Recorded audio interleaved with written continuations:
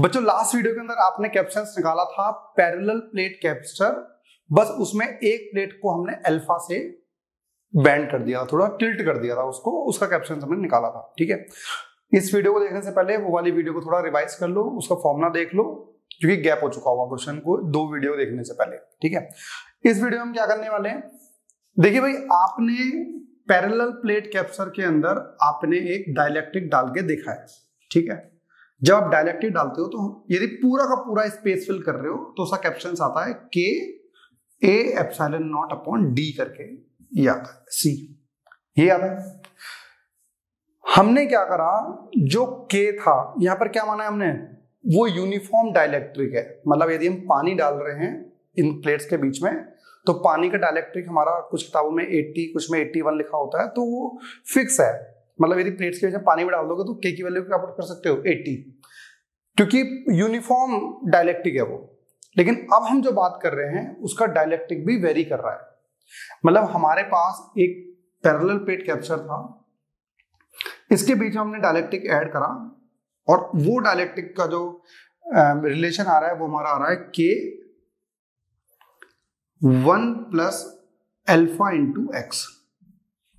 ठीक है, that is dielectric constant. 2 bar K आ रहा है ना, इसे ऐसे कर लीजिए, डाइलेक्ट्रिक कांस्टेंट, ये वाली चीज आ गई है। तो अब आपका डाइलेक्ट्रिक कांस्टेंट भी क्या कर रहा है भाई, वेरी कर रहा है। क्या करें हम, सर एक पुराना वाला काम करते हैं, हम एक स्ट्रिप को क्या कर लेते हैं, कंसीडर कर लेते हैं। तो भाई इसके बीच में एक स्ट्रिप लेते हैं जो कि इस प्लेट से x डिस्टेंस पर है, और उसकी थिकनेस क्या है हमारे पास, dx। तो ऐसी हमारे पास बहुत सारी स्ट्रिप्स होंगी, ये होगी, उसके बगल में होगी, उसके बगल में होगी, उसके बगल में होगी, इससे पहले होगी, उससे पहले होगी, उससे पहले होगी। वो सारी स्ट्रिप्स क्या है, सीरीज में, पैरेलल में। मैंने आपको बता रखा है पहले भी, यदि आपके पास चार्ज डिवाइड होता है तो पैरेलल है, लेकिन यहां से जो चार्ज जाएगा वो इसमें जाएगा, फिर इसमें जाएगा, फिर इसमें जाएगा, फिर इसमें जाएगा, तो मतलब सेम चार्ज क्या हो रहा है उसके अंदर, ट्रांसफर होता जा रहा है। तो आप ये कह सकते हो कि सारी सारी स्ट्रिप्स क्या होंगी, सीरीज में होंगी। बात समझ में आ रही नहीं आ रही है? तो यदि मैं आपसे बोलूं कि capacitance of this small thickness element, या फिर स्ट्रिप बोल सकते हो। ठीक है, तो छोटा सा कैपेसिटेंस निकालते हैं। छोटा सा कैपेसिटेंस को डीसी से नोट कर लेते हैं, which will equals to K times of A epsilon naught by D। तो K टाइम्स, तो K कितना है, 1 प्लस अल्फा एक्स है। क्या था, K A epsilon naught by D, मतलब क्या होता था, मैं एक छोटा सा स्ट्रिप का कैपेसिटेंस मान रहा हूं ना, तो उसकी थिकनेस क्या होगी, dx। लेकिन all the capacitors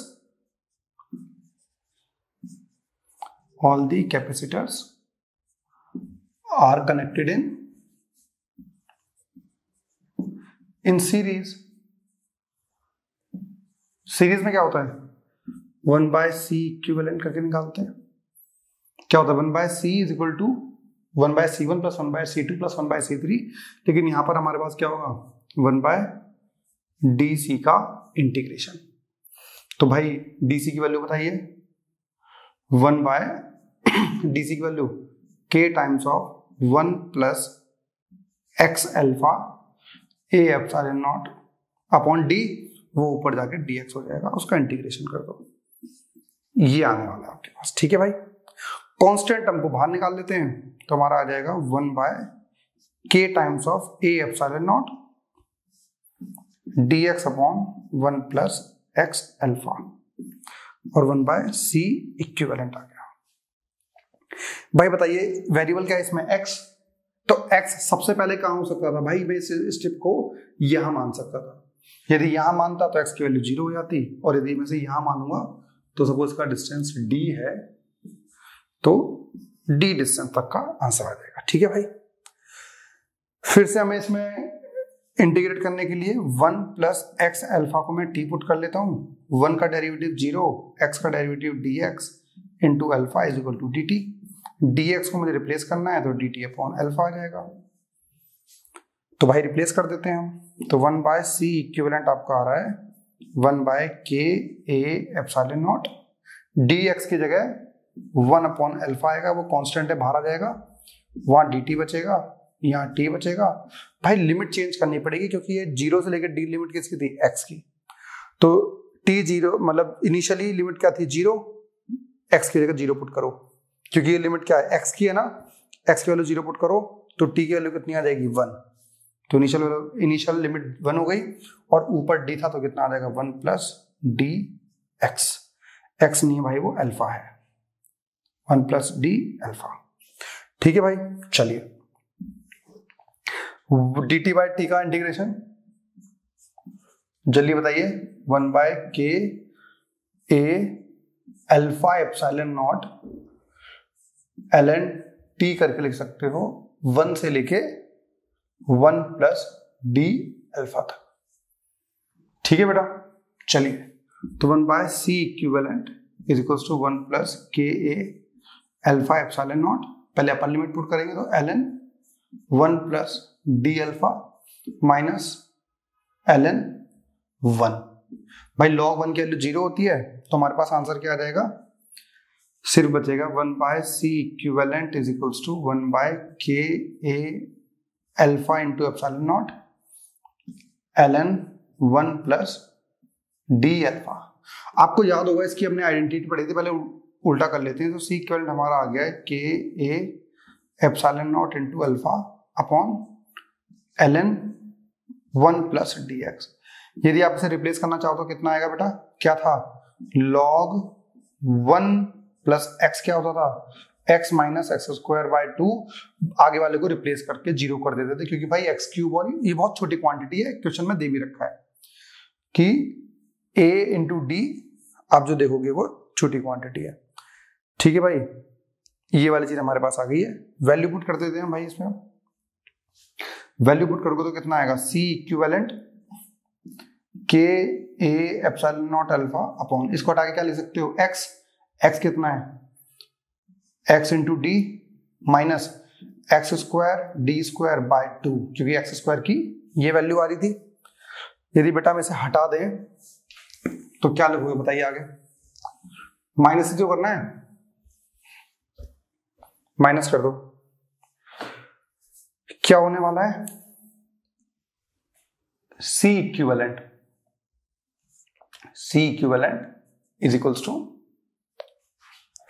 x D minus X square D square by 2 है ना, तो कॉमन ले लो तो कितना आ जाएगा के A epsilon naught alpha upon X D bracket में 1 माइनस एक्स डी बाय 2। ठीक है भाई, यहां पावर क्या है 1, ऊपर जाएगा तो -1, तो K A epsilon naught alpha upon X D 1 minus X D by 2 की पावर -1। तो इस पावर को हम क्या कर सकते हैं, प्लस की फॉर्म में कन्वर्ट कर सकते हैं। आपको याद होगा 1 प्लस एक्स की पावर माइनस एन होता था, तो बायनोमियल थ्योरम के अकॉर्डिंग 1 माइनस एन एक्स कर दिया करते थे, तो पावर आगे आ जाएगी। तो पावर आ जाएगी तो क्या बनेगा बताइए, तो C equivalent is equals to K A epsilon naught alpha by X D, आगे ले जाओगे तो कितना आएगा 1 प्लस एक्स डी बाय 2। इस टाइप से आपको कोई फॉर्मूला मिल जाएगा जो हमने ड्राइव किया हुआ है। तो फॉर्मूला आया है हमारा, ओह सॉरी, एक हम बार बार गलती करते हुए आ रहे हैं, यहाँ पे अल्फा हमारा एक चीज थी, तो यहां पर जो चीज आई हुई है ये अल्फा है, ये अल्फा है, ये अल्फा है, ठीक है ना, ये भी हमारा क्या है अल्फा है, ये भी अल्फा है, और ये भी फिर हमारा अल्फा ही होगा, और ये भी अल्फा रहेगा, और ये भी हमारा अल्फा ही है। मतलब एक्स कहीं था ही नहीं, वो सारा अल्फा ही था। तो यहाँ पर ये अल्फा है और यहाँ पर भी अल्फा रहेगा, तो अल्फा से अल्फा कट जाएगा, सी इक्विवेलेंट हमारा आ रहा है K A epsilon naught D 1 plus alpha D by 2, ये वाली चीज आ गई है। ठीक है, तो हमारी थोड़ी सी गलती हो गई थी कि यहाँ पर हमने सही लिखा था डी अल्फा, उसके बाद फिर हम एक्स लिखने लग गए थे, तो उसे हम चेंज कर लेंगे उसको। ठीक है भाई, तो शॉर्ट में समझना ये था कि कभी भी अब हमारे पास एक चीज और वेरी होने लग गई है, क्या? डाइलेक्ट्रिक मीडियम जो आप इंसर्ट कर रहे हो, वो डाइलेक्ट्रिक मीडियम की स्ट्रेंथ भी क्या हो सकती है, वेरी कर सकती है। और वेरी होगी तो हमें क्या करना पड़ेगा, इंटीग्रेट ही करना पड़ेगा। आप सिर्फ ये देख लेना जो आप इंटीग्रेट कर रहे हो कि स्ट्रिप सीरीज में आ रही है फिर पैरेलल। सीरीज में हमारी आ रही थी इसलिए हम 1/c लिख करके गए। यदि वो पैरेलल कॉम्बिनेशन में आ रही होती तो हम उसे डायरेक्ट सी इक्विवेलेंट करके लिख लेते। तो ये थोड़ा सा आपको ऑब्जर्व करना पड़ेगा और इंप्लीमेंट करना पड़ेगा। ये जरूर ध्यान से, जो मैंने एक्स लिखा था उसे अल्फा जरूर कन्वर्ट कर लेना ध्यान से। ठीक है भाई, चलो नमस्कार।